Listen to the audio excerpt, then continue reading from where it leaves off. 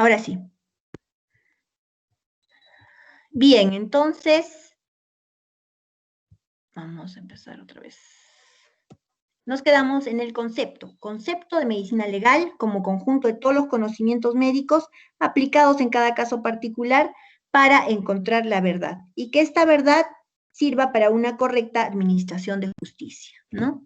Acá hemos visto el cuadrito extraído de Gisbert que nos habla de la interacción de la medicina legal con la química forense, con la química, la física, la tecnología que estudia la escena del crimen, la biología forense, la bioquímica, la biología molecular, la odontología, la psiquiatría, la criminología, sociología, psicología, derecho, documentología, etc. Y acá faltan muchas más.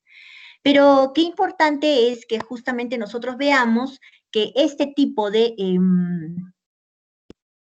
red que se forma con las ciencias permite que estas no sean aisladas. Una no va aislada de la otra. Casi siempre, en la mayoría de casos, serán un grupo de estas, en otro caso será otro grupo de estas, pero van a tener una asociación, ¿no? Y eso es importante. Y hay otra cosa que es muy resaltante, que si bien todos estos conceptos son conceptos médicos, medicina, psiquiatría, odontología, biología, química, física, etcétera, tenemos acá estos que para mí resultan esenciales: estadística, filosofía y lógica. En muchos casos, sin el concurso de estos conocimientos, van a poder resolverse si es que estos no estuvieran presentes, ¿no? En el terreno de la posibilidad todo es posible, ¿no? Para las partes todo es posible. Sin embargo, qué importante es contar con fundamento firme como la estadística provee. Eso ya no es que si es posible o no es posible. ¿Qué dice la estadística? ¿Cuántos casos se presentan? La casuística, la epidemiología. Es muy importante la estadística. También la lógica y la filosofía, ¿no? Porque muchos eventos, a veces vistos a simple vista, con el sentido común por delante, pueden explicarse claramente, ¿no? Y ser también de esa forma expuestos y sustentados.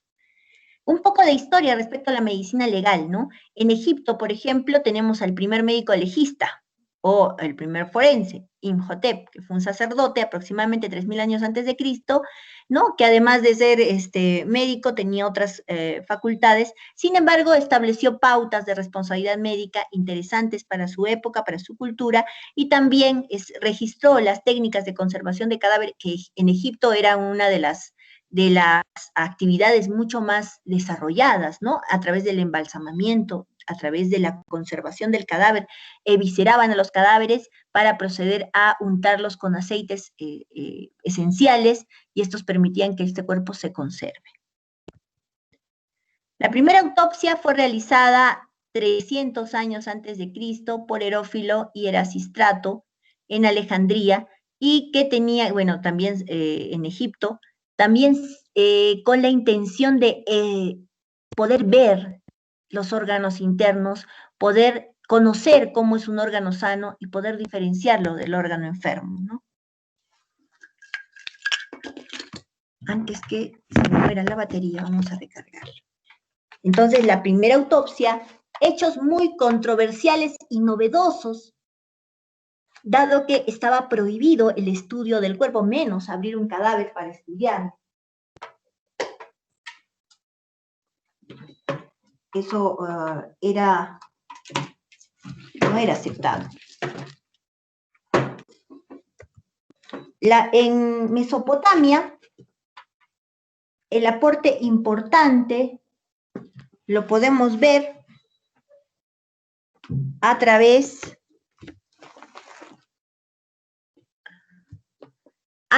del Código de Hammurabi. Recordemos que es muy importante, como dijimos la clase pasada, el conocimiento de raíces griegas y latinas, ¿no? Meso es un prefijo que significa al medio, hipótamos es una raíz que significa río, ¿no? De ahí viene el término hipopótamo, por ejemplo, ¿no? Es hipótamo río, hipocaballo, entonces es caballo de río. Mesopotamia dice al medio de los ríos, y la Mesopotamia es esa región que está entre dos ríos. ¿Recuerdan los nombres de estos dos ríos?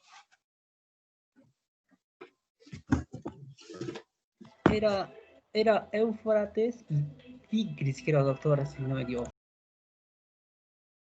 Exacto, ¿sí? Éufrates y Tigris, los ríos que circundaban esta zona de la Mesopotamia, donde encontramos un aporte muy importante, ¿no? El Código de Hammurabi, 1700 años antes de Cristo, ya hablaba de derecho médico, más de 200, casi 300 artículos que hablaban de la responsabilidad médica, la negligencia médica, la posición social del enfermo respecto a los honorarios, etcétera. ¿Recuerdan cuántas páginas tenía este código?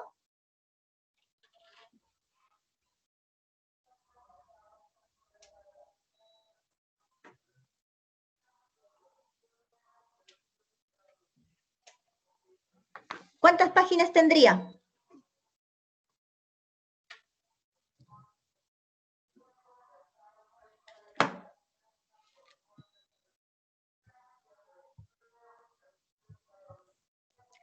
A ver. Doctor, aquí se dice que tiene 52 columnas, artículos, ¿no? Con contenido. 52 columnas, en cada una había decenas de artículos. Sí, entonces, no recuerdo mucho, doctora, No pero decenas, algo es. ya, sí, es un buen aporte. Aldrin Warwa, ¿qué dices, Aldrin? ¿Cuántas páginas tendría este código?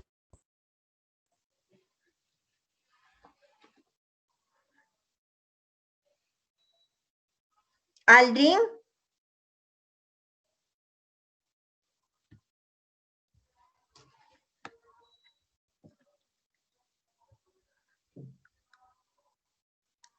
No está Aldrin. Ariana Villagarcía. Sí, Miss.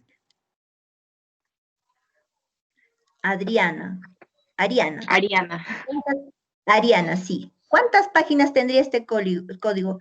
¿Quién participó antes? ¿Quién nos señaló que hablaba de 52 columnas? Mi nombre es Sandro Patiño, doctora. Sandro, ¿no? Sandro, muy bien. Ya, gracias, Sandro. Tu compañero dice 52 columnas. ¿Cuántas páginas tenía Ariana este código? Pues, algo de entre 250 y 300. No estoy muy segura, la verdad. No tengo el número exacto. ¿Alguien que quiera aportar algo más? En realidad, Doctora. Doctora, Sí. ¿podría participar, por favor? Ya. Claro, sí, participa. ¿Cuál es tu nombre? Nacheli Yo. Flores. A ver, vamos a escucharlos a ambos. Primero, Nayeli. Nacheli, doctora. Naceli. Nacheli. A ver, vamos a salir de dudas. Quizás estoy un poco mal del oído. A ver, ¿cuál era el nombre de Nacheli, doctora. Naceli. N-A-S-H-L-I. Naceli. Nacheli, sí. Acá ya está. Nayeli. Nayeli doctora. Flores. ¿Y tu otro compañero, cuál era el otro alumno que iba a participar? Joseph Visa, doctora. Joseph. Ya, vamos a escuchar a Nayeli y luego a Joseph. Ya. Doctora, que yo sepa, el código tenía 282 leyes, pero estaban escritas en una columna llamada La Estela. Ya. Bien, Nayeli. ¿Qué dice Joseph? Doctora, precisamente era eso, que tenía esa duda si se refería al número de páginas o en realidad al número de leyes, porque sí, son 282 y también se habla de que también faltaban algunos números, como creo que 4 páginas, si no me equivoco, que no están. Pero esa era mi duda también, que, o sea, no sé si se Claro. refería a las leyes. Es una pregunta un poco capciosa, porque en realidad el código de Hammurabi es esta piedra tallada, ¿no? Donde se encuentran escritos en escritura cuneiforme y tallados los artículos, que hablan justamente más de casi 300, como su compañera dice, 282, respecto a derecho médico, básicamente, ¿no? Entonces, no tiene páginas, no es un texto, es una piedra tallada en realidad. Muy bien, gracias por los aportes de ustedes, jóvenes. Por favor, en la clase estemos atentos, siempre la clase va a ser dinámica para que todos podamos participar. Si me llama la profesora y no sé la respuesta, participo, ¿no? Eso es lo que vale, la participación. No están obligados a saber todo, pero sí participar y decir, buenos días, profesora, no tengo la respuesta, pero sí, en razón del tema, me interesaría saberla, ¿no? Eso es una participación válida, jóvenes. Así es que si se les menciona en clase, por favor, participen. ¿Ok? Bien, muy bien. Vamos a continuar. Interesante esta situación de un código que no tiene páginas, que en realidad tiene artículos tallados en una piedra. ¿Y de qué trataban estos artículos? Porque es un hecho interesante la existencia de este código, da pie justamente a mucha normativa y legislación, a veces vigente hasta nuestras épocas, ¿no? Pero en esencia, no estrictamente todo el contenido. Por ejemplo, hablaba de un aporte de unos honorarios justos, ¿no? De acuerdo a la condición social del enfermo, solidaridad que se practica hasta el momento, ¿no? Se cobraban 10 ciclos de plata por el de un absceso a un noble, 5 si era un plebeyo y 2 si era un esclavo, el paciente. Hablaba también de algo que es un poco delicado, ¿no? Y que muchos médicos lo pensarían mejor, lo pensaríamos mejor antes de elegir esta carrera, porque señalaba el artículo 218 que si un médico ha tratado a un hombre libre de herida grave, eso quiere decir que si yo trato a un paciente que relativamente no está grave y en mis manos fallece, la sanción es que se le cortan las manos. Muy delicado, ¿no? Israel, el médico determinaba, en la cultura hebrea, el médico determinaba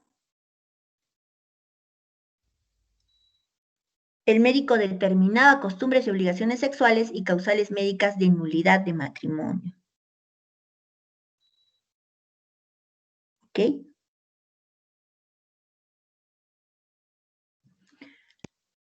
Acá hay un hecho interesante. Si bien son aspectos efectivamente asociados, todas estas culturas tienen algunos aspectos que han desarrollado en relación al desarrollo de la medicina legal. Hay hechos anecdóticos también interesantes de por sí, ¿no? Por ejemplo, el médico determinaba costumbres, obligaciones sexuales, a fin de determinar la nulidad o la consumación del matrimonio. Esta es una imagen. Lucas, el autor, Museo del Prado es la ubicación. El juicio de Salomón se llama, ¿no? Y ahí vemos a Salomón, justamente juez y rey. Juez y rey.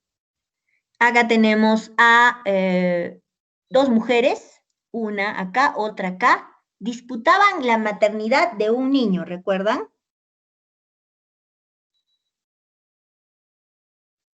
Disputaban la maternidad de un niño.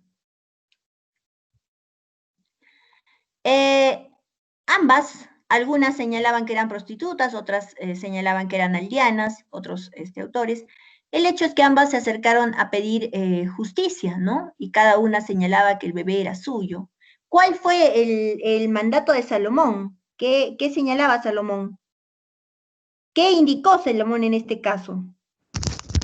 Doctora, ¿puedo participar? Claro, ¿cuál es tu nombre? Jeremy. Jeremy, a ver, ¿cuál es tu opinión?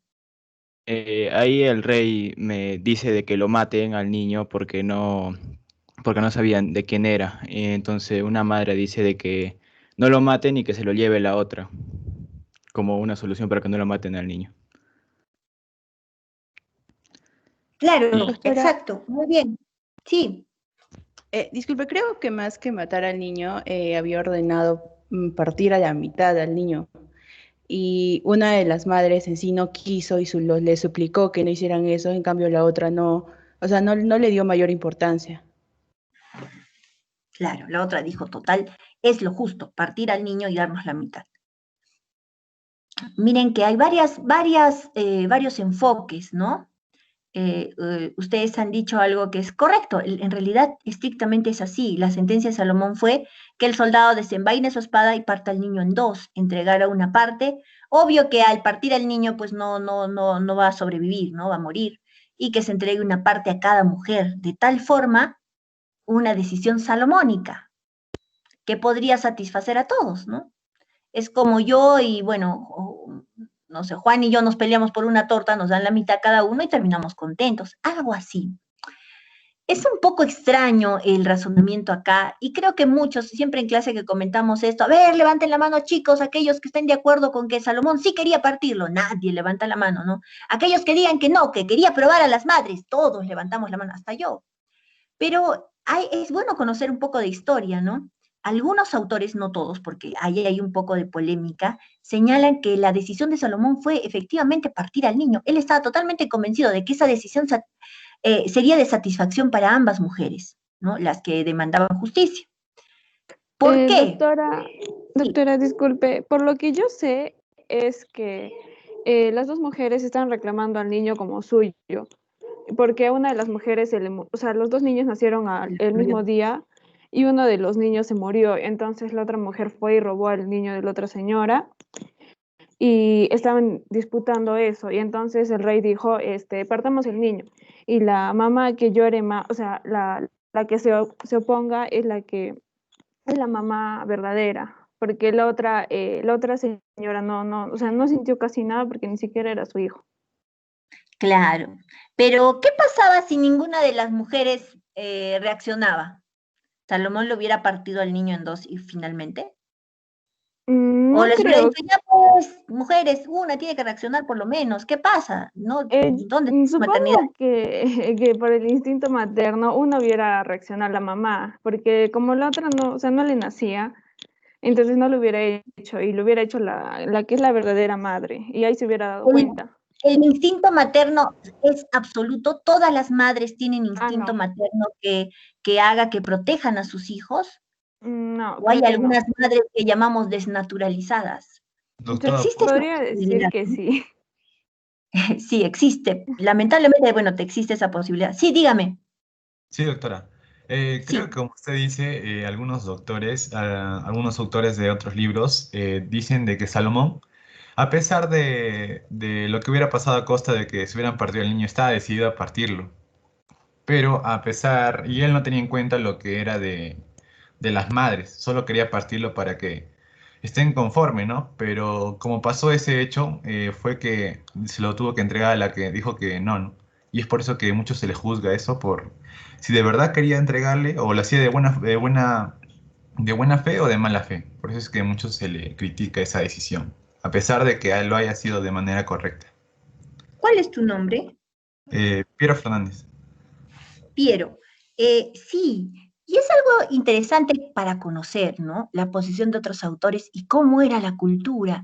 A veces nosotros vivimos en este tiempo, es un tiempo en que exaltamos los valores, si bien creo que no todos los practicamos, pero sí, ¿no? Resaltamos los buenos valores, la solidaridad, el amor, la protección a los niños, ¿no? El desvalido siempre va a tener cierta predilección para ser protegido, como lo son los niños. Sin embargo, la cultura hebrea era una cultura muy importante, básicamente respecto a su historia, es que se basa el Antiguo Testamento, que forma parte de la Biblia, que es un libro que ha trascendido los siglos y creo que lo seguirá siendo porque forma parte esencial de la creencia, ¿no? De fe que tenemos muchos, los cristianos, por ejemplo. Entonces, en ese sentido, los eventos del Antiguo Testamento resultan siendo interesantes, porque si ustedes leen todo el Antiguo Testamento, y yo los invito a que lean toda la Biblia, desde Génesis hasta Apocalipsis, pero lean el Antiguo Testamento porque es muy interesante. El Nuevo Testamento es más civilizado, sí, es más abocado a la expansión del Evangelio, pero el Antiguo Testamento tiene historias muy crudas. En realidad yo he leído unas dos o tres que me han impactado muchísimo y que están en todas las versiones de la Biblia en el Antiguo Testamento. Pero este hecho no se trata no se trata con rudeza, no se trata con frialdad, simplemente se relata, ¿no? Que Salomón decidió partir al niño y que una de las madres reacciona. Pero lo que dice Piero es cierto. Algunos autores señalan, conociendo mucho mejor y más de cerca la cultura hebrea, que en primer lugar los niños, las mujeres y los ancianos no contaban, eran considerados como de menor valía. El hombre era una cultura muy machista. El hombre era el único que importaba. O sea que dejar abandonada a una viuda o a una anciana en el desierto podía ser un hecho común, porque no tenían valor. O las mujeres, ¿no? Que también carecían de voto, carecían de opinión, de voz. Y los niños peor, no eran considerados hasta que alcanzaran los 12 años de edad. Si bien dependía de las familias para proteger a su prole, algunos simplemente los consideraban hasta a veces al nivel de animales, ¿no? Tal es así que algunos autores señalan también otro relato en Segunda de Reyes que habla de madres similares, pero que buscaban alimento en el niño.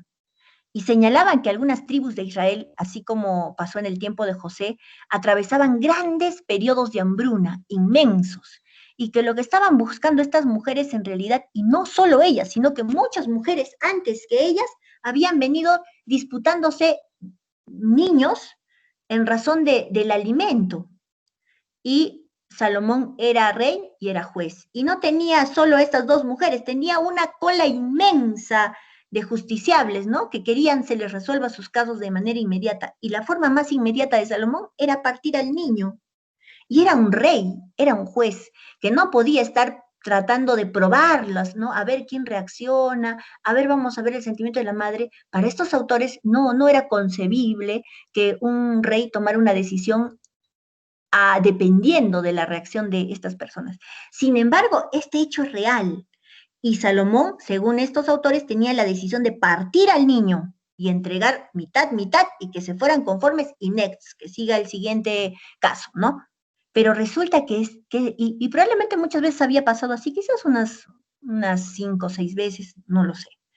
Pero resulta que una de las mujeres se postra a los pies de Salomón, ¿no? A suplicar, a implorar clemencia, porque era la sentencia de muerte para el niño. Y la otra mujer ni se inmutaba porque total lo que ella quería era un trozo de carne probablemente, ¿no? Pero la que era su madre, en este caso sí, se postró a los pies del rey porque ella jamás pensaría, porque no lo hacía Salomón, de estar tomando una decisión un poco ligera. Ella sabía que era una sentencia. Y ella imploraba, pedía, suplicaba, se postró a los pies de Salomón, por favor, ¿no? Clemencia para el niño. No importa que lo lleve la otra mujer, pero bajo la orden que preserve la vida del niño, porque también es que se lo come entero, ¿no? Lo cual no era la idea tampoco. Pero esa actitud tan intensa conmovió a Salomón, ¿no? Y pudo definir, no utilizando ADN porque no se podía, pero sí utilizando psicología forense, pudo definir que esa actitud solo podía ser o nacer de una madre. Entonces definió que le entregaran al niño a esa mujer. Y él estaba en capacidad de, con elementos suficientes, poder variar su decisión, ¿no? De eso prácticamente se trataba este evento tan interesante del Antiguo Testamento. En Roma, agradeciendo siempre la participación de los alumnos, que hace que la clase tenga sentido, pues, ¿no? Siendo virtual, es una clase sincrónica, es una actividad sincrónica donde ustedes tienen la capacidad de participar. Y no solo la capacidad, sino la oportunidad, porque es bueno expresar nuestras opiniones. Yo los motivo, jóvenes, a siempre que se les invite poder participar, ¿no? Los alumnos que saben que quizás no participan mucho, motívense a tener alguna participación. Casi siempre son de opinión, casi siempre son para aportar algo probablemente. Como vuelvo a repetir, si se les llama y no saben la respuesta, digan eso, porque eso también es parte de la actitud, ¿no? Pero si no respondo, ahí sí es preocupante. O tiene problemas de conexión, como suele pasar en muchos casos, o simplemente yo voy a entender que no desean contestar al llamado, lo cual no sería correcto, ¿no? Roma. Antistio, médico romano, realizó la autopsia de Julio César, observó 23 puñaladas y pudo definir que solo una había sido fatal, aquella que atravesó el corazón. Acá está Julio César, cuya muerte ha sido, bueno, también hay muchas versiones, ¿no? Si fue un ataque homicida o fue una motivación de una mente tan genial como era la de este hombre, de poder motivar su muerte debido a que atravesaba graves problemas de salud. Bueno, acá vemos Doctora, ¿sí? justo quería hablarle de este caso. Si no me equivoco, en lo que es penal, en lo que son teorías, se toma como ejemplo, ¿no? Justo este caso de apuñalamientos, ¿no? Para tratar de encontrar el autor y qué apuñalamiento, o sea, de qué persona se le puede acusar de haberlo asesinado, ¿no? Si fueron 23 apuñaladas, fueron 23 personas, entonces, ¿cómo podríamos llegar a saber, para poder acusarlo, que tal persona ha sido el asesino, ¿no? Si los 23 lo han apuñalado, ¿acusamos a los 23 o solo acusamos a la persona que ha apuñalado? Entonces, a eso también se discute bastante en las teorías de derecho penal, doctora. ¿Y a qué arriban las discusiones? ¿Llegan a alguna conclusión en particular? Sí, bueno, no lo recuerdo muy bien porque el contenido era muy amplio, pero se discutía mucho para la solución a esto era que el punto era buscar al autor, ¿no? ¿Quién había ocasionado porque siempre, supuestamente que se trata de buscar un autor siempre en un asesinato. Entonces, ¿quién lo asesinó? En este caso, decían que no iba a funcionar esta teoría, si no me equivoco, por la razón de que por ejemplo, una puñalada no puede ocasionar la muerte inmediata. En cambio, si 2 o 3 o 4 o la sexta puñalada, que ya es mucho más grave, porque sabemos que el cuchillo ingresa no completamente, y aparte habría que ver las partes vitales, ¿no? Entonces, lo que se llegó en conclusión a esta teoría era que no se podía aplicar para llevarlo en la actualidad, ¿no? Ahora mismo tratar de, si fuera un caso similar, para poder encontrar y acusar a una persona de inmediato. Entonces, siempre había que ver mediante lo que son técnicas forenses, periciales, para poder definir justo lo que estamos viendo, ¿no? En este curso, para poder definir al verdadero autor que ha ocasionado la muerte, ¿no? O el deceso de tal víctima. Bien, ¿cuál es tu nombre? Ah, sí, Sandro Patiño, doctora. ¿Cómo? Sí, Sandro Patiño, doctora. Sandro. Bien, efectivamente, como lo has mencionado, es un caso interesante que se trata en muchos aspectos. Solamente aclararte un punto importante, ¿no? Respecto a que una lesión no podría llegar a ser mortal, se requerirían más. Eso no es tan cierto. En realidad, una sola lesión es muy factible y en buen porcentaje de casos, quizás en un 30% de lesiones por arma blanca, una lesión única puede causar la muerte. Eso sí es cierto, siempre y cuando pueda lesionar un vaso importante como la carótida, la aorta, por ejemplo, o el corazón, o el pulmón en algunos casos. Si bien la muerte cuando se lesiona corazón y vasos importantes toma mucho menos tiempo que si se lesionara pulmón u otro tipo de vaso de menor calibre, que va a tomar más tiempo, pero una sola lesión sí es posible que pueda causar la muerte. Ahora, desde mi punto de vista, como siempre les he mencionado, la investigación criminal dirigida por el fiscal es un rompecabezas, donde una de las piezas más importantes es el aporte de la medicina legal, el conocimiento del perito médico legista desde la evaluación médica física de las personas vivas o desde la necropsia, ¿ok? Entonces, eso es muy importante. Sin embargo, no es el único elemento. Imagínense un rompecabezas que tenga 5 piezas grandes y 20 pequeñas, ya una pieza está ahí al centro, pero y las demás tienen que encajar y tienen que estar, si no, yo no podría culminar mi investigación. El aporte de medicina legal es muy importante, pero no es el único aporte. En una investigación hay testimonios, hay declaraciones, hay otro tipo de evidencia que no necesariamente sea orgánica o corporal, que ya manejan otras áreas de la policía, por ejemplo, ¿no? Física forense, etcétera. El estudio de la escena en sí.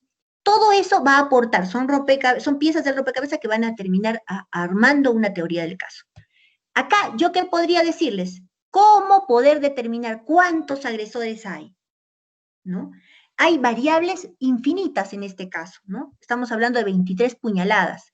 Tendría que yo definir varios aspectos solamente para orientarme, porque definirlos fehacientemente es un poco más difícil. Pero, ¿qué tengo que hacer con estas lesiones punzocortantes? Definir la ubicación anatómica, en qué parte del cuerpo están. 2, definir el trayecto que siguen, porque el trayecto me puede orientar a ver si quizás de ese grupo de personas que atacó a este hombre, todas realizaron los cortes o solo algunas, o cuántas, ¿no? Entonces, el trayecto que siguen nos va a ayudar a definir, ¿sí? Doctora, disculpe que le interrumpa. pero, o sea, como usted bien mencionó acá, bueno, para el momento de definir cuántos son los integrantes los cuales han participado en el asesinato de este personaje, tendría que ya entrar un estudio de, o sea, si no se sabe más o menos, si no Sergio, hay ¿no? testimonios de las personas, sí, Sergio, me llamo Sergio, tendría que haber, pues, ahí, entraría pues la estadística con el uso de las probabilidades, porque bien puede ser que una persona con con sus dos manos pueda sostener dos de estos, puñales, pues, ¿no? Y ya pues, sería dos puñales por una persona. O si nos vamos al otro caso, en el cual sería que una persona sostenga un puñal. O sea, ahí hay ahí hay dos probabilidades.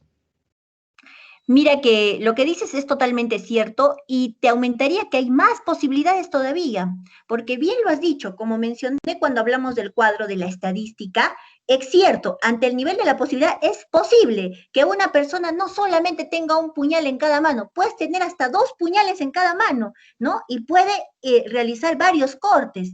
Sin embargo, ante la gran posibilidad de situaciones que han podido ocurrir, yo tengo que ver, como tú bien lo has dicho, la estadística. Es un aspecto importante. Pero la otra situación necesaria también es la evaluación de la factibilidad a través de la experimentación. Voy a ver si efectivamente es posible manipular con destreza dos puñales a la vez.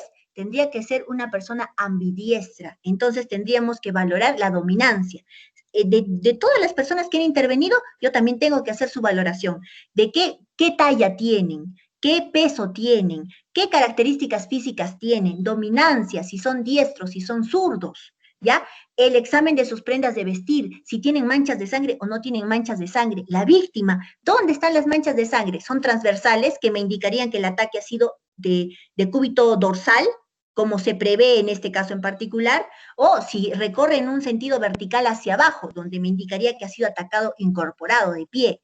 Entonces, se abre un abanico de posibilidades que poco a poco ir descartando las más importantes me va a ayudar a centrar, ¿no? Cada vez más pequeño el cerco de posibilidades hasta encontrar la verdad. Y si no llego a encontrar la verdad, en todos los casos me acerco lo más que puedo, descartando, excluyendo e incluyendo mis circunstancias para ver qué ha sido lo más factible. Ver cómo ha sido atacado, si ha sido atacado echado en el piso, ha sido atacado de pie, como menciono, cómo están las manchas de sangre en las prendas de vestir, cómo están las lesiones, dónde va el puñal, puede ser un arma bicortante, ¿no? Cómo es el trayecto, cómo se define, cuál es el diámetro, la longitud de las lesiones, la ubicación, ¿no? Cuáles son las lesiones que se encuentran en regiones de poco sangrado, como la cara, veo ahí que están en rodilla, o están otras a nivel las que están cercanas a la rodilla probablemente no tengan relación con vasos sanguíneos importantes. En la ingle sí, hasta cerca de la región genital encontramos lesiones. Entonces, toda esa serie de variables me va a tratar de ayudar para poder cada vez centrar mejor mis posibilidades y llegar a encontrar la verdad. Sí, yo entiendo que debe ser un caso muy utilizado en los debates, porque creo que hasta el momento nadie es dueño de la verdad absoluta en este caso, todavía siguen en polémica, en discrepancias, porque hay muchas variables en juego, ¿no? Desde la motivación, ya vamos desde la criminología hasta la criminalística en sí, que tiene que ver con los aspectos de la gente, del mecanismo, ¿no? Todo eso es importante, evaluar a los agresores, si tienen lesiones o no tienen lesiones, ¿no? Si tienen lesiones, de qué tipo son, si son de contacto o no, eso es importante. Y como menciono, la lesión puede ser única y efectivamente se demostró, en eso sí hay acuerdo, de que solo una había sido la fatal porque atravesó el corazón. El resto probablemente penetró a cavidades pero sin lesionar órganos de carácter vital. Es un caso muy interesante que podríamos conversarlo también con más amplitud más adelante. Bien, gracias por sus aportes, por sus participaciones. Continuamos y acá tenemos, por ejemplo, la cultura india, donde también había una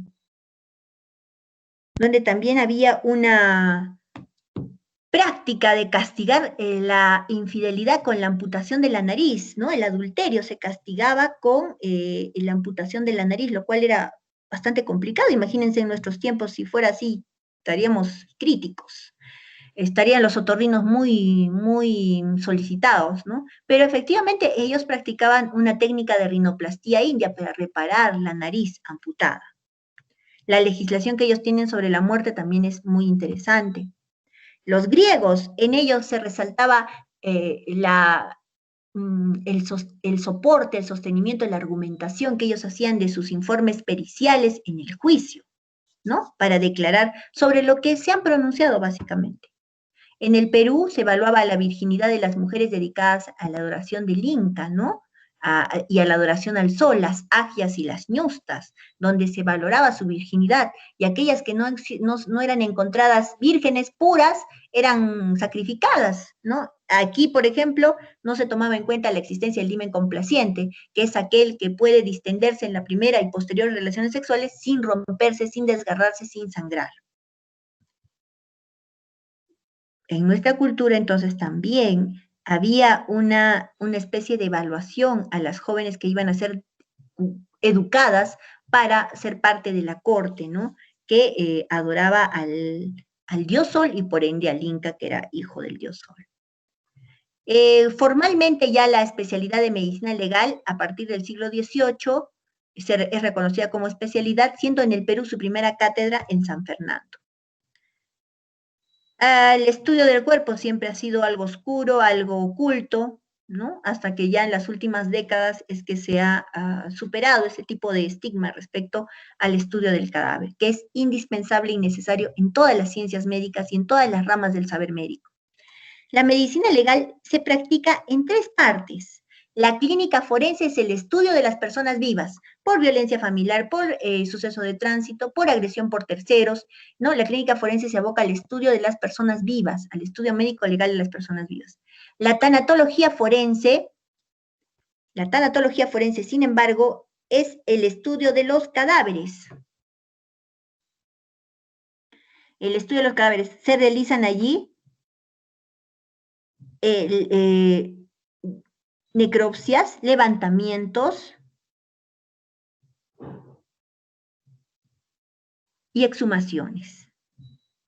El laboratorio forense va a asistir, va a apoyar, va a auxiliar tanto a la clínica como la tanatología forense. El laboratorio forense está formado por laboratorio de biología forense, que determina la presencia de espermatozoides, por ejemplo, en cavidades, cavidad vaginal, en prendas de vestir también, la presencia de sarro unguial en las uñas, ¿no? En las víctimas de homicidio, feminicidio, la presencia de vello púbico asociado a delito contra la libertad sexual y a identificación, porque si el vello encontrado tiene bulbo, podemos obtener el ADN.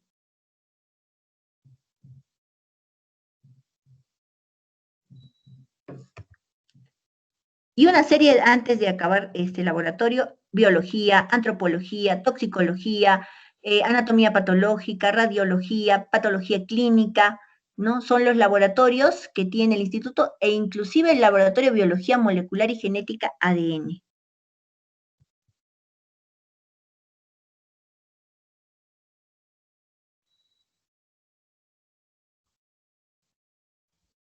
Y la importancia de la medicina legal es la búsqueda de la verdad. Y su objetivo es dar auxilio al derecho.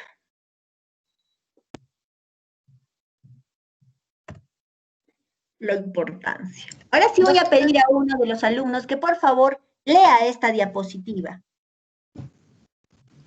Yo, doctora. Ya, léenos por favor. Importancia. Al abogado que conoce la medicina legal se le ofrece un amplio repertorio de pruebas médicas como postulante, litigante, defensor, fiscal, ya sea para formularlas o rebatirlas. Al juez para aceptarlas, rechazarlas o interpretarlas. Bien. Entonces, qué importante es para el abogado conocer la medicina legal. Le provee un beneficio, de una ventaja adicional, ¿no? Porque le permite conocer las pruebas médicas que hace el Instituto de Medicina Legal o los entes encargados del labor forense, a fin de tener un mejor desempeño como postulante, como litigante, como defensor, como fiscal, hasta como juez, ¿no? Para poder formular la prueba o rebatirla. Y como juez, aceptar, rechazar o interpretarlas. Entonces, es muy importante para el abogado el conocimiento de la medicina legal y gracias a su compañera que nos ha leído esta diapositiva. Vamos a ver dos casitos.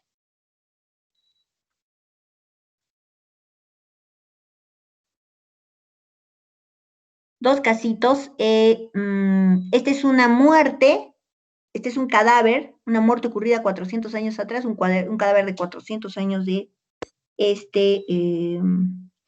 fallecido. Sin embargo, pareciera que es mucho tiempo y pareciera que el cuerpo está medio descompuesto, ¿no? Sin embargo, es un cuerpo para tener 400 años, es un cuerpo bien conservado. Normalmente a los 20 años el cuerpo se desintegra, se vuelve polvo, pero procesos de conservación pueden mantener el cuerpo indefinidamente. En este caso, miren, todavía hay restos de piel.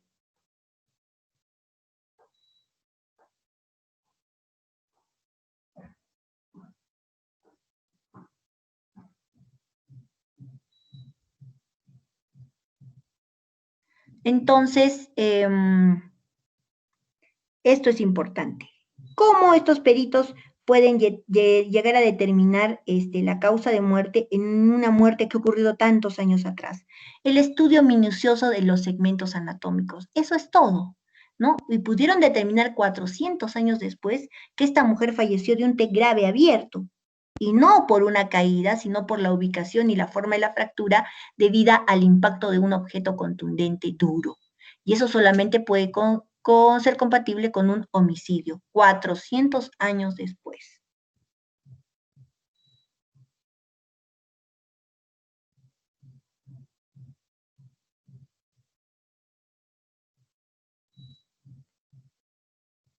Bien, sin embargo,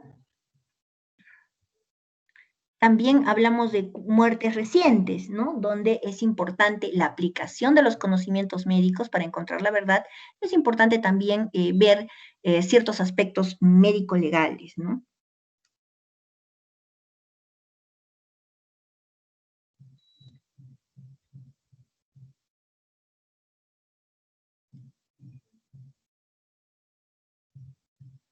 Bien. Doctora, disculpe. Sí. Sí. El cadáver que usted nos ha mostrado, ¿a qué ¿El personaje anterior? o ¿Este sí, anterior? a qué contexto? Lo que señalan era que era un cadáver de la nobleza española. Esa es la información que tenemos. En realidad, si corresponde a un personaje más conocido, no tengo información.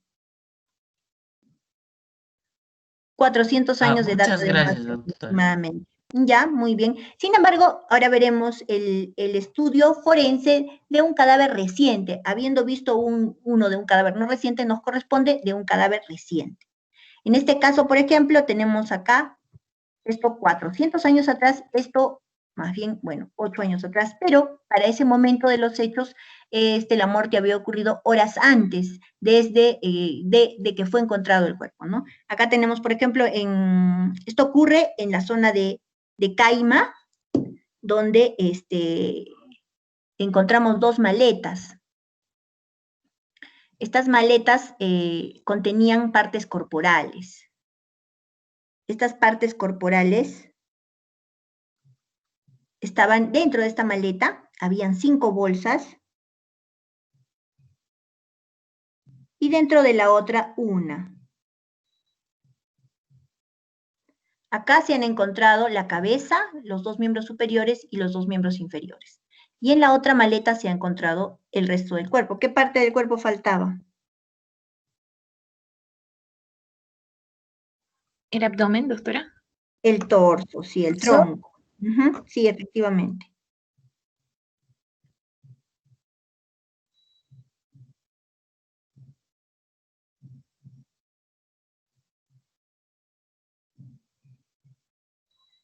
Bien.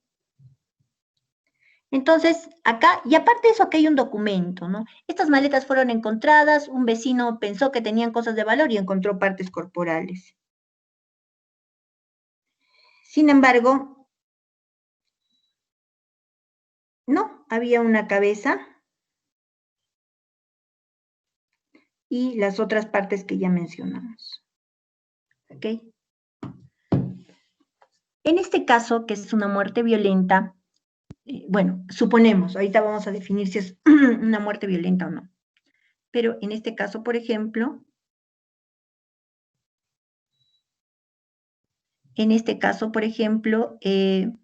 la primera bolsa nos muestra la cabeza. Entonces ya podemos definir, aproximar que es de sexo femenino, tiene cabello largo, ¿no?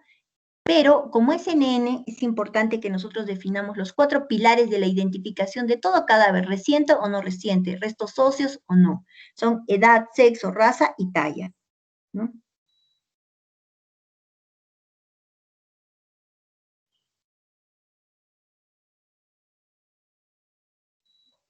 Doctora, disculpe.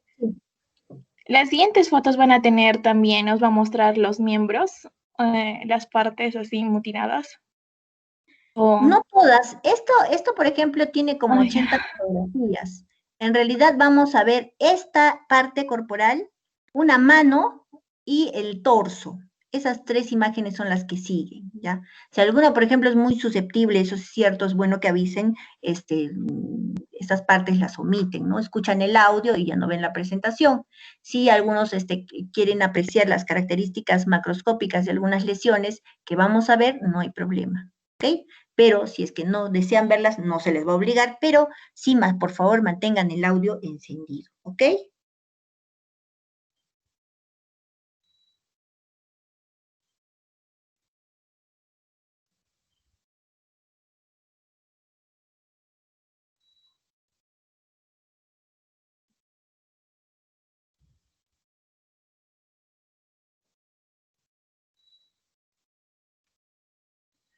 Bueno.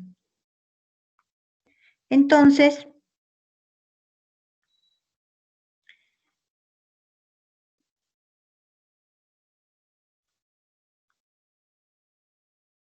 bien, acá tenemos la cabeza, ¿no? Ya, esto nos sirve para identificación. 4 pilares de identificación: edad, sexo, raza y talla. Edad, ¿cómo la calculamos? Desgaste dentario. Podemos aproximar la edad con los rasgos fisonómicos, pero ¿qué tal si el cadáver está descompuesto? Ya se trastorna, ¿no? Entonces vemos desgaste dentario. Evolución dentaria no, porque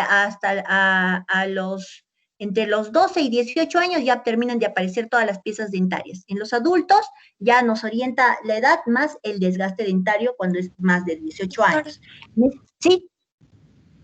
Una cosa, si no tuvieran dientes, o sea, si digamos que les sacó los dientes. Traumáticos. ¿Cómo sabemos la edad? O sea, se le ha roto los dientes de forma traumática. Sí, digamos de que, o sea, además de que la ha mutilado, también le ha sacado los dientes y las uñas. Claro, ahí, por ejemplo, si fuera este cadáver sin dientes, nos apoyamos de las características fisonómicas, ¿no? Ahí vemos la existencia de líneas de expresión, canosidad en el pelo, eso nos puede orientar a determinar la edad ya con características antropológicas, dado que no encontramos, la toma de radiografías de las muñecas también ayuda, pero ayuda más sobre todo entre los 12 y 18 años, ¿no? Ya más allá de la edad, ya los núcleos están osificados, solamente sería orientativo, pero básicamente tendríamos la necesidad de orientarnos en base a las características antropológicas, ya no odontológicas, si es que faltaran los dientes, ¿no? Bien, jóvenes, entonces, edad, 30, 35 años por desgaste dentario, talla aproximada con los segmentos corporales, unos 65 más menos 5, raza mestiza, sexo femenino, ¿no? Y el sexo lo vemos obviamente a nivel de la pelvis, o características sexuales secundarias, y si ya fuera esqueletizado, justamente la pelvis también, que tiene una forma particular en el hombre y una forma particular en la mujer. En la mujer es mucho más amplia, en el varón es más estrecha, en el caso también de sexo, varones y mujeres, en restos óseos, cráneo es muy importante, ¿ok? Tenemos que ver identificación, apreciación preliminar, tenemos que ver causa de muerte, apreciación preliminar, forma de muerte, apreciación preliminar, ¿no? Mecanismo, agente causal, etcétera. Son aspectos que son importantes definir en el levantamiento y en la necropsia. Entonces, vemos ahí la zona del corte, vemos estas heridas cortantes a nivel de los dedos, y son varias, ¿ah? Esto solamente es una imagen, pero tenemos varias,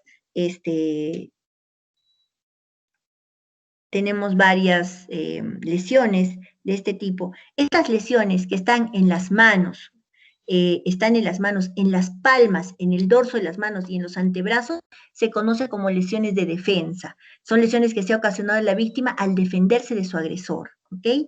Y son muy importantes, porque nos pueden orientar a la investigación. ¿En qué sentido? Cuando tenemos lesiones de defensa, tenemos que entender lo siguiente. Una persona que es atacada por una sola persona puede defenderse. O sea, yo soy atacada por Juan Pérez viene y me ataca, y yo puedo ejercer mi defensa, puedo agarrar el arma que viene hacia mí, lucho con mi agresor.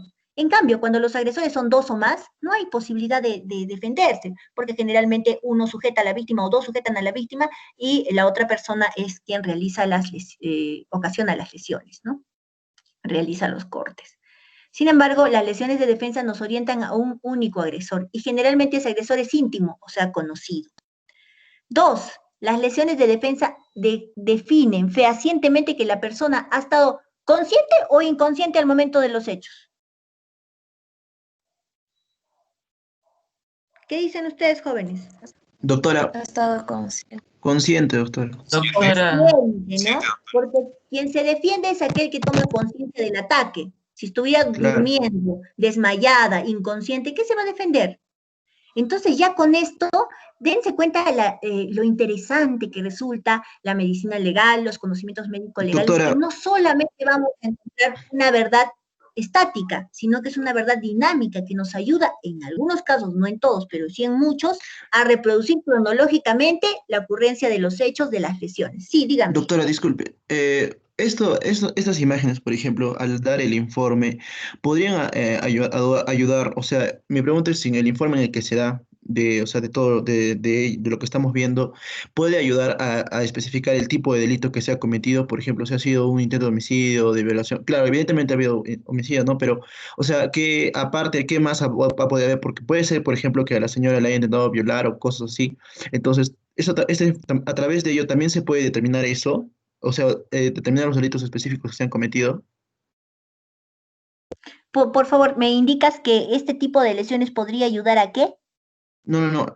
O sea, lo que estamos viendo son las lesiones, los daños, todo. Me refiero a que el informe que se va a dar de todo el análisis puede ayudar a determinar con exactitud todos los delitos o el delito que se ha cometido. Hay dos cosas. Una, exactitud. La medicina es una ciencia probabilística, eso es un hecho. En medicina muy pocas cosas pueden ser exactas, ¿no? La mayor parte de afirmaciones son probabilísticas, nos vamos a lo que es más probable. Alguna que otra por ahí podría ser de carácter exacto, apuntamos a eso, pero en esencia cualquier médico legista va a sostener que la medicina es una ciencia probabilística.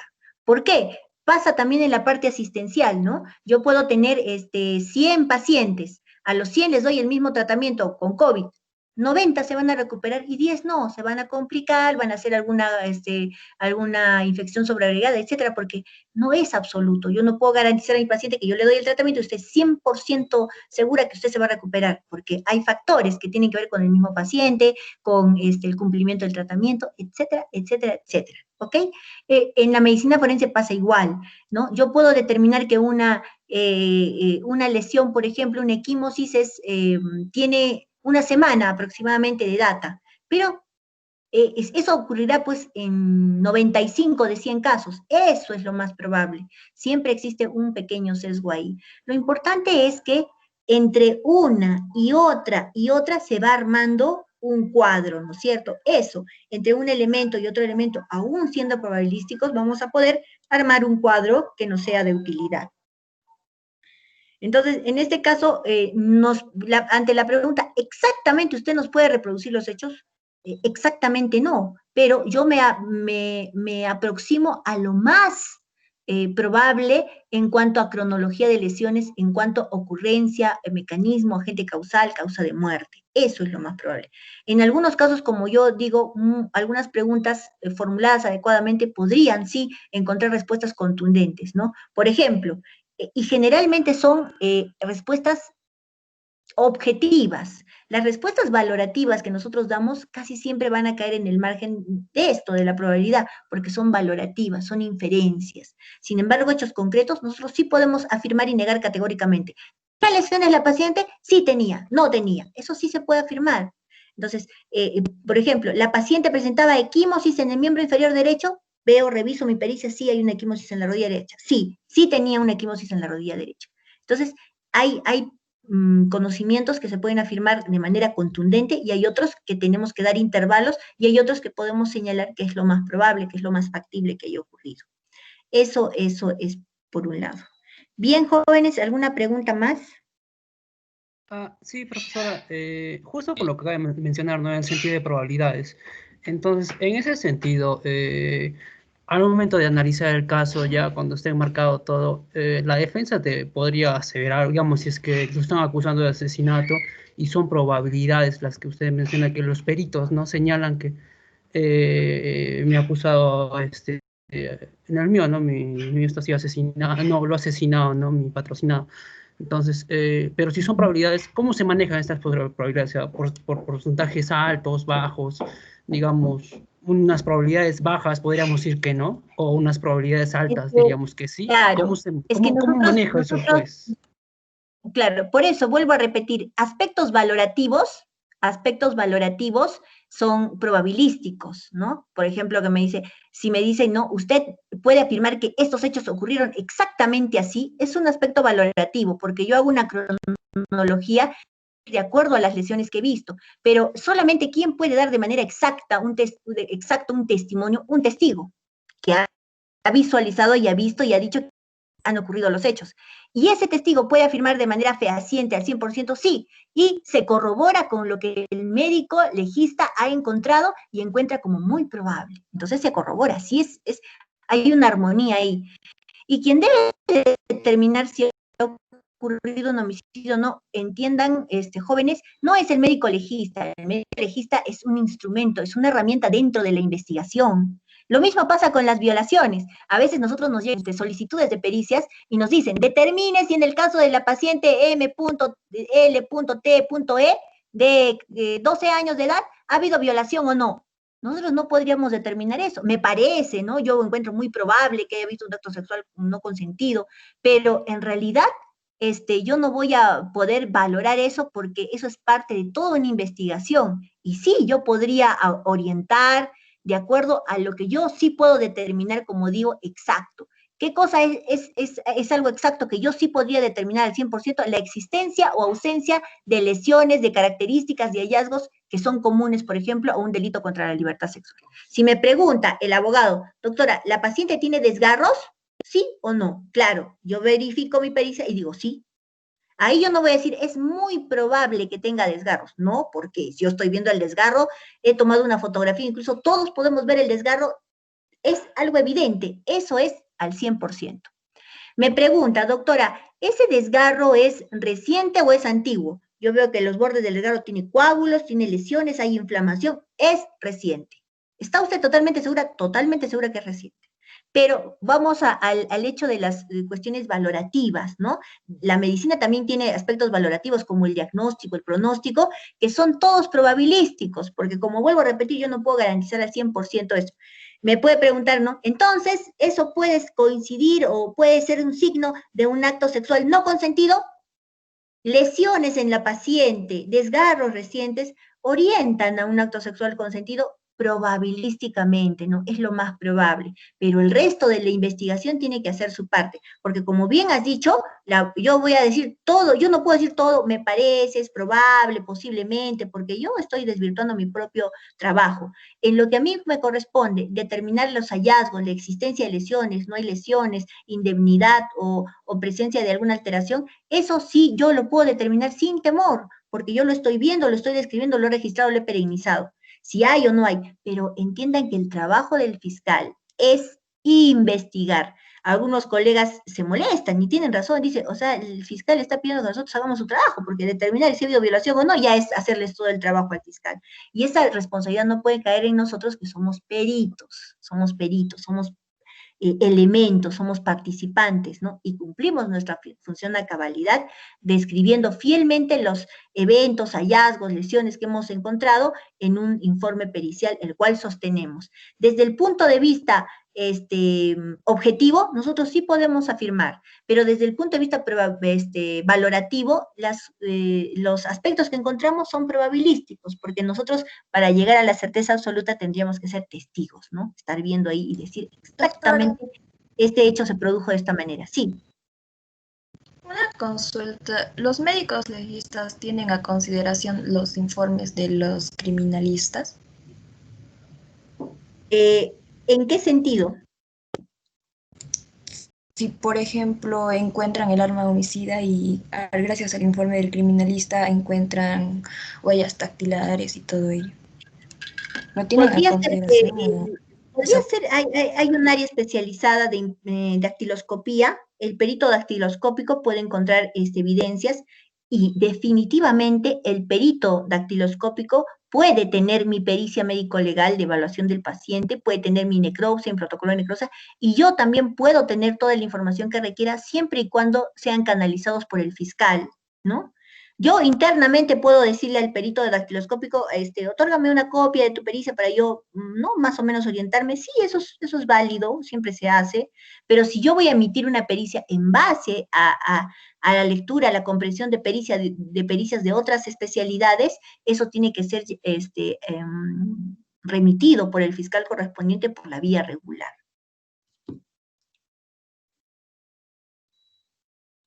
Doctora, otra pregunta. Sí.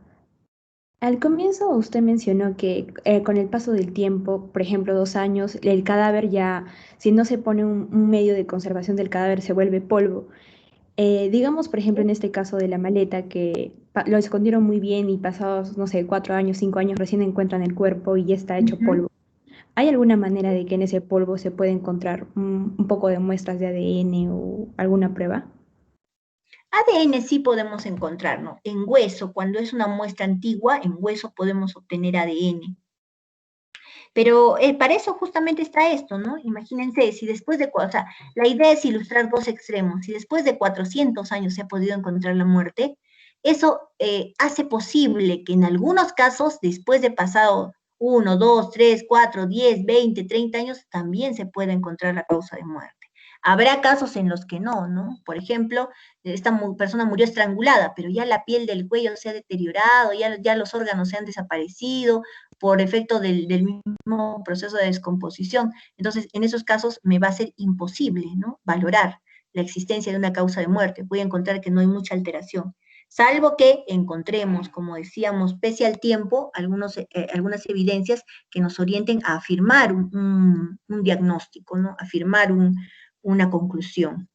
Pero no podemos limitarnos, no podemos limitarnos en el sentido de que, como ha pasado 4 años, ya podríamos encontrar muy poco. Es cierto, se puede encontrar muy poco, pero mientras no busque, no voy a poder encontrar todo lo que necesito, ¿no? Y más adelante vamos a ver casos como después de varios días, 15 días, 30 días, o vamos a ver como después de 10 meses, haciendo las exhumaciones se ha podido aclarar muchos hechos, ¿no? Ocurridos de manera violenta. Doctora, una pregunta. He podido ver que en la imagen que usted nos mostró se ve que el cadáver tiene las uñas largas. ¿Ahí se encontró rastros de ADN que ayudaron a identificar la identidad del asesino? No, Se pidió el examen oncológico, se pidió de todas formas, y lo que se encontró fueron restos de sangre, sí, pero que correspondían a la misma víctima. No se encontró restos de piel. Sin embargo, sí habían algunas lesiones me parece escasas, mínimas, pequeñas, sin haber desgarrado la piel, pero quizás haber sí roto el corión en el agresor.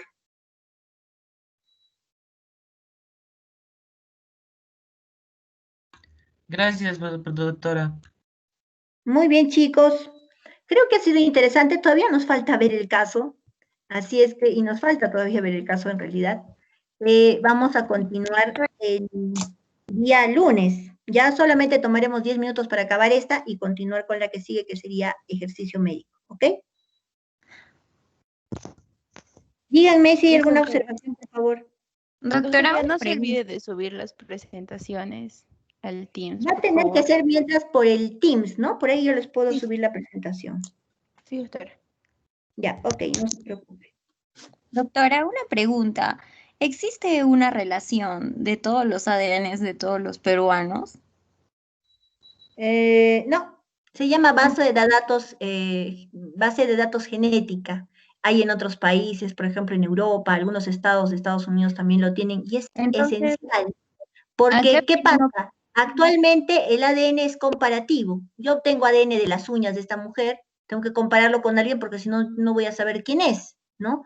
En cambio, si tuviéramos una base de datos, simplemente con obtener el ADN de ahí ya puedo saber quién es, ¿no? Es como una base de datos RENIEC, me indica con esa información genética a quién corresponde.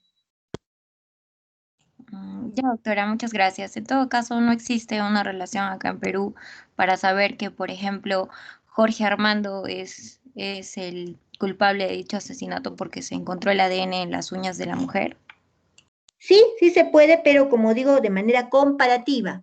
O sea, yo no puedo obtener la muestra y buscar en una base de datos de quién es. Tengo que obtener la muestra de las uñas y tengo que citarlo a Juan Pérez o a la persona que has mencionado para obtener una muestra de ADN y compatibilizar los dos, ¿no? Entonces, si yo encuentro que el ADN que encontré en la escena y el ADN de este señor es el mismo, ¿no? Entonces, yo puedo asegurar su participación. Ya, muchas gracias, doctora. Bien, jóvenes.